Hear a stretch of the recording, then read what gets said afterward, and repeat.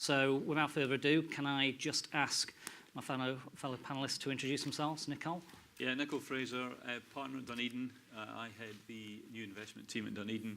We're investing 20 to 60 million of equity in mid-market buyouts largely.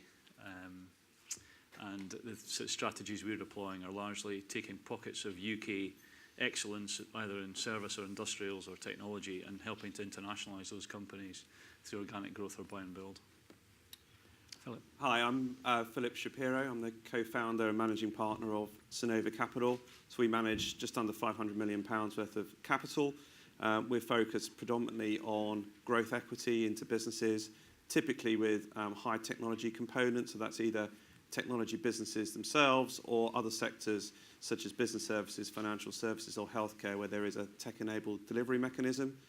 I co-founded the business when I was 30 and my partner was 29, so I guess we understand quite a bit about what it's like to be an entrepreneur, and we focus exclusively with working with entrepreneurially owned and backed businesses, helping them move themselves through to their next stage of growth, putting in place systems and processes, hopefully ultimately to drive a strong exit.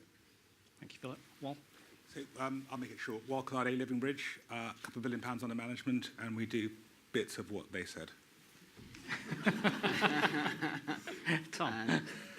I'm Tom Wehmeier. I'm head of research at Atomico. We are a London-based technology investor. We're a venture capital, so we're the outliers on this panel here. Just raised our fourth fund, 765 million, deploying that at Series A and beyond, as I said, throughout Europe. Okay, thank you. So, to kick this off, in terms of what are the hot sectors that each of these firms, have found that are interesting them. Perhaps, Philip, if I come to you this time, in terms of where your particular focus lies. Yeah, so as I said, look, we see technology as pervasive, and I think it's going to touch so many different industries. So a lot of what we do is definitely focused on tech, but we are focused across 4 independent sectors. One of those is technology, as I said, and 3 others are in non-technology arenas. But I think what's really interesting is that overlap between pure tech and other sectors where you see tech-enabled opportunities. And again, with SaaS businesses where we're seeing agile, light businesses able to compete in markets where traditionally there may be larger software vendors that are just not able to adapt to that kind of change and produce a product that's bespoke and relevant. So, a good example where we're seeing lots of opportunity is something like Fintech, where I guess it's sitting there with our financial services expertise and also with our expertise in technology and seeing where we can find businesses that are sort of disrupting traditional models. So, for example, we own a business called Merit Software, which is very active in the reg tech and compliance arena for large investment banks. And I think what you're seeing with the large investment banks, where traditionally they would work with large software vendors like SunGard and SmartStream, with the new world that they're facing, where there's lots and lots of new regulation and compliance hurdles coming along. There's much less interest in building their own solutions anymore or trying to deal with some of the more arcane software solutions out there in the market. They're looking for smaller, more agile firms to come in with solutions that are helping them to some of their really pressing problems around liquidity management, compliance with new tax rules, compliance rules like MiFID II. So there are lots of really smart, interesting businesses in that space. We back one of them. We're looking at a number of other ones that we think provide some really, really interesting opportunities for private equity. Okay, thank you, Philip. So we've had Fintech. Walt, other interesting sectors? Well, I think part of this is when you look forward, trying to define where growth is going to come from. And we've been very focused on consumer over the years and made a number of investments that did quite well. But the way we look at the consumer market now is we think about what consumers value. And if you think about yourself, what we used to value 20 years ago, 15 years ago was things. So clothing, shoes, whatever. Today, we don't value things, we value experiences. So it is much, much better to focus on companies that serve people who want experiences, so restaurants, theatres, and stuff like that, than it is focusing on things. So we've got investments around the theatre area, supplying tickets. We've had investments that are involved in leisure, so helping people to travel, restaurants, things like that. And what you find through that is that you get reinvention going on. People come at the sector with a different spin. And that's what's so great about the entrepreneurial sector. In a sense, we don't really have to be that smart. What we've got to be really smart at is finding the guys and girls who know how to get to growth, and we help them then achieve their ambitions. Thank you. And Tom, I appreciate you also have a research background ahead of Atomico, trying to spot trends, human behavioural trends. So, what interests Atomico? What should we be looking for in the future? Yeah, it's interesting. So I think the sort of question originally was around, what sectors do we see as interesting? And the way that we tend to think about this is in terms of, industry verticals, and then we think of, technology enablers. So ultimately, what are the sort of new innovations from a tech perspective that ultimately we think are going to unleash sort of transformative impacts, across a wide range of different parts of the economy. I think it was interesting looking at some of the comments coming out of the tech roundtable that President Trump hosted yesterday, and obviously there are a bunch of luminaries in attendance, some who wanted to be there, some who perhaps didn't. One of those who was there was Jeff Bezos, and he was talking up AI. And one of the comments that I thought was very interesting that he made was that it's really impossible to overstate the impact that artificial intelligence is going to have over the course of the next decade and beyond that. And I think that's a view that we would really subscribe to. We do believe that, I think for the last 10 years, our view has been that, if you're trying to compete as a technology business and you don't have some sort of mobile angle, mobile capability to your business, really it's sort of like trying to compete without electricity. I think, going forward, that same principle is going to apply to businesses who are trying to sort of compete in the tech world without having, a strong AI, machine learning component to their business. So that, to us, we think is probably the single most transformative force that we see, that's going to play out across industries from insurance to healthcare to financial services to real estate, and many more beyond that. Okay, thank you. Nicol, we've had Fintech, consumer, AI, and machine learning. Does Dunedin have any other interesting sectors?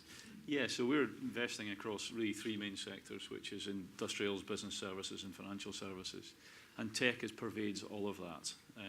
One of the couple of examples to try and bring it alive. We invested in a business called CitySprint back in 2010, which is the UK's leading same-day courier business. And we can help transform that into just couriers to logistics. But now we're spending about 25% of the profit of that business, which is about 8 million a year, into technology, developing technologies to be the first to market with hour slots of a customer's choosing.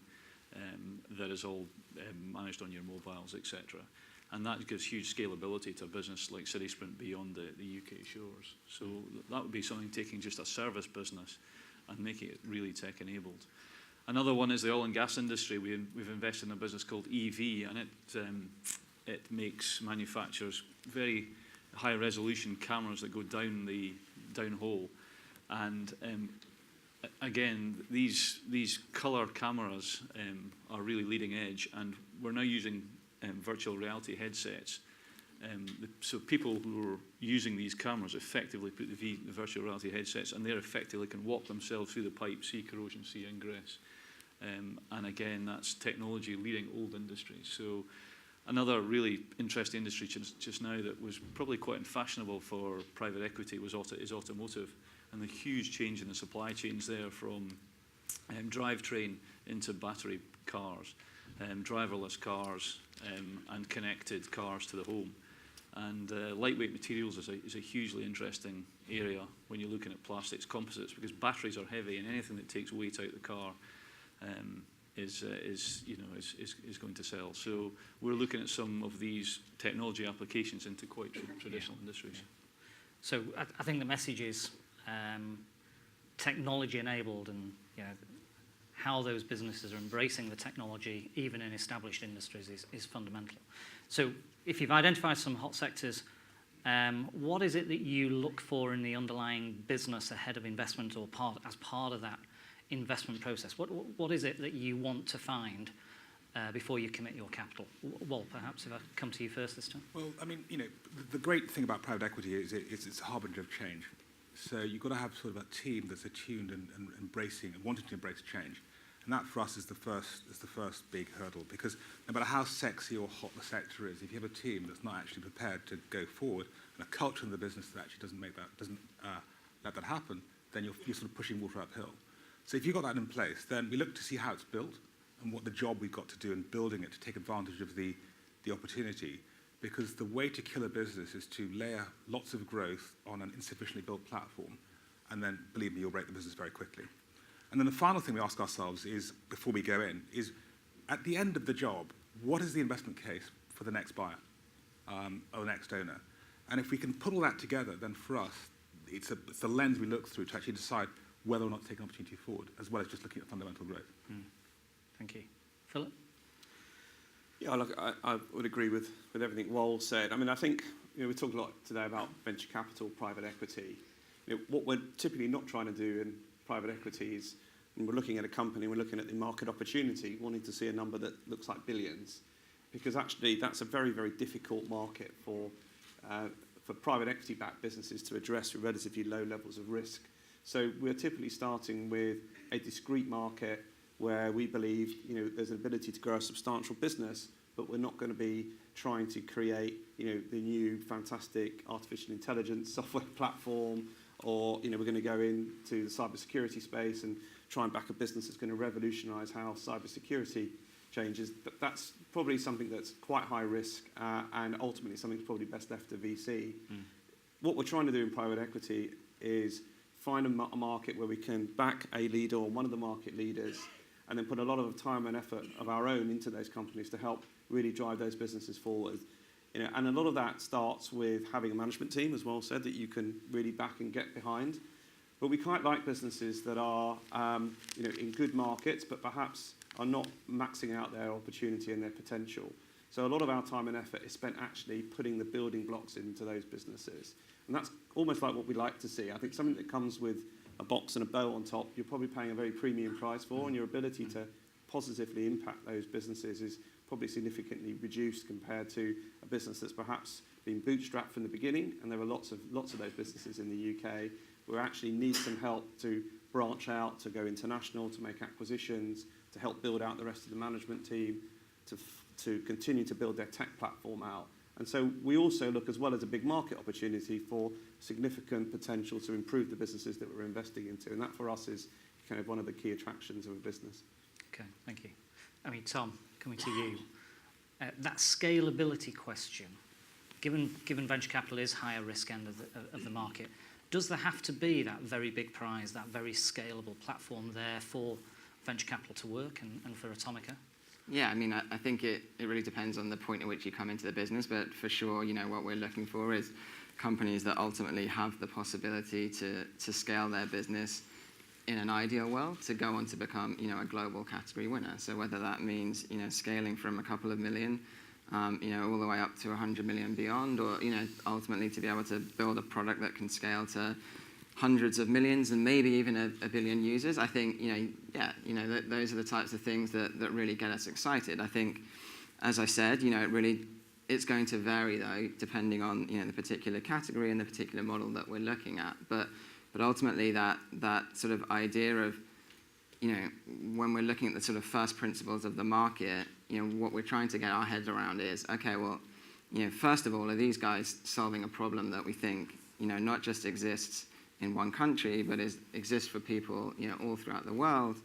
And, are these guys, solving this in a way that is, differentiated, that has, a way that's solving it in a way that is ultimately, defensible over the long term? And are they coming to market with a solution that really sort of creates that, magical moment for their customers?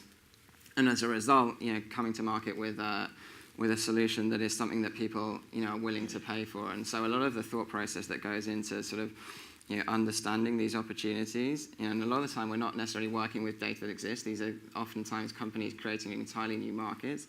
It's sort of trying to get our head around, okay, well, how can we think about, the overall size of the opportunity?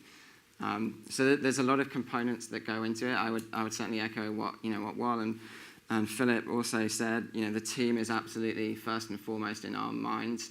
Do we believe that this is the right team that's going to ultimately be able to execute against that opportunity? I think the thing that we see is when you're at that stage, things are scaling very quickly. The teams are growing incredibly fast. The customers are being onboarded incredibly quickly. So that pace of change, that complexity of change is incredibly hard to handle. And so you absolutely have to have the right team and the belief that you have that team that can execute against that. Sure. Sticking with you for a moment, Tom. Sure. When you are scaling those businesses, I think the scaling strategies probably differ for you than some of the other guys. So, in your market, or typically with some of your investments, is that just, this is a really clever idea, it's, just scaling it organically, or, does, M&A or anything else feature in the scaling strategy? I mean, I think there's no one answer. I think, typically M&A is something that might come down the road, but it may well be that there are certain businesses where M&A can be a part of that sort of inorganic growth path. I think for the most part, when we're working together with our entrepreneurs, we're really and Atomico, unlike many VCs, has actually built out a team of operational executives who we do have on hand to work together with our portfolio companies and the founding teams. We are looking at how can we organically support those guys in terms of building that world-class team. So going from 10 to 100 people and beyond, working together with them to understand how can we break into the most difficult markets to enter, whether that's places like China, where there are clearly going to be huge opportunities, or Brazil. And so we have a team of sort of people supporting on international expansion. Equally, things like establishing a brand from those earliest moments of the product. How can you go on to create a brand that is truly loved and trusted by lots of people? Again, we're working hand in glove with the entrepreneurs to help them with practical advice. I guess sort of empathizing with the challenges that they're facing, and ultimately also being constructive in terms of sharing criticism about the best approaches to sort of go and achieve those next milestones that are ultimately going to be critical for the business to be able to go on and raise follow-on fundings after we've come in. Okay, thank you. Nicol, so in terms of how private equity can add value to the business, and the strategy and the growth strategy, typically, is that growth strategy well articulated and understood at the point of investment, or is that something that matures as you and the team get to know each other? I think absolutely in the diligence phase of investment, you very much work with the team to understand obviously what their plan is for the business, but also try and put a layer on top of that. So what is the full potential of the business, and do we actually load some more costs into business to build out the foundations of this business, so you can really drive that growth. So I think that's absolutely key. Yeah, Philip. Yeah, I think we are quite proactive about the kind of businesses that we look to invest into. So a lot of our work is done around direct origination and research, trying to identify sectors and themes that we think are really attractive to private equity and where we can make significant returns. So we typically will go into a business having already done a lot of work, met a lot of companies in that space, and built an internal thesis about where we see the value. And so when we come and talk to a company, they will have their own ideas about their growth plans, but we'll generally have, I think, a fairly additive point of view as to how we think that business can develop and our views on the sector.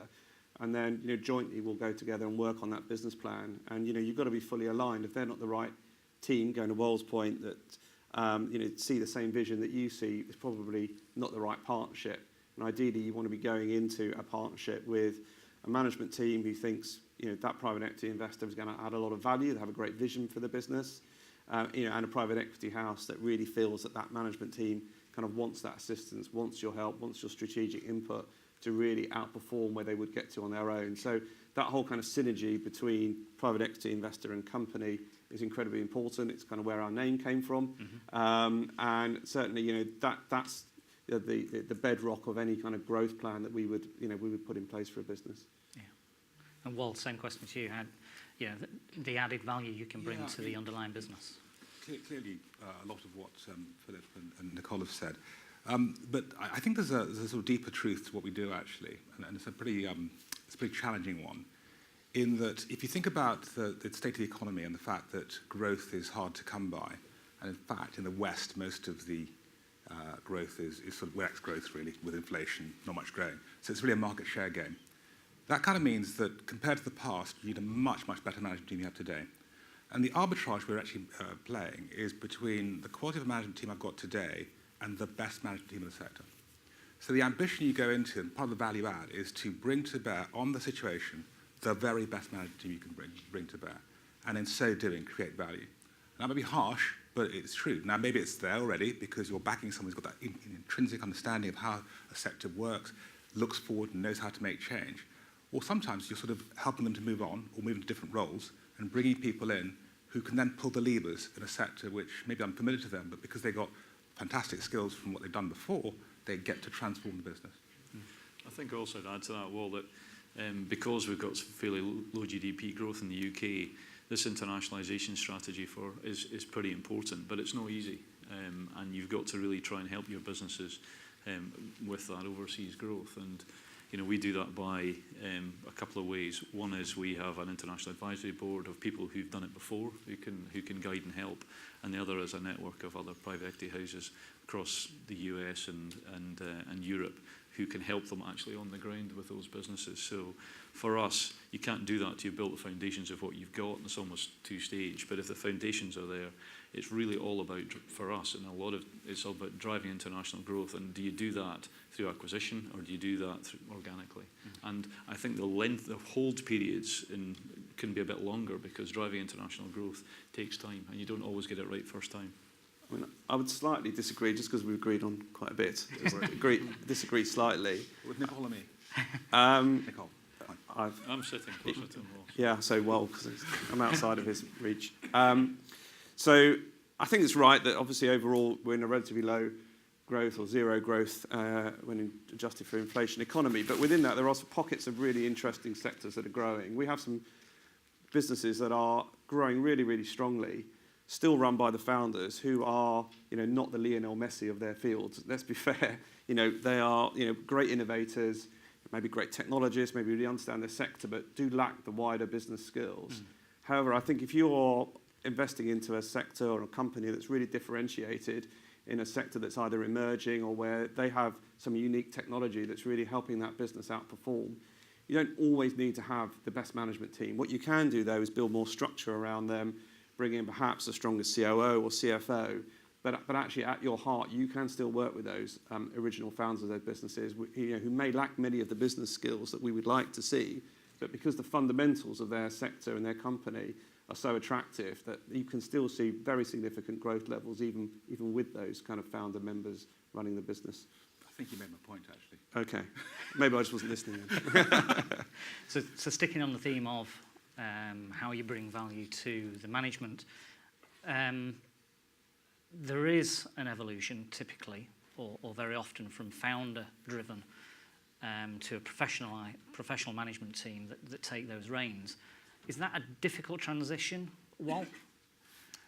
I mean, it depends how you set it up. I mean, where I do with Philip is you've got to build alignment.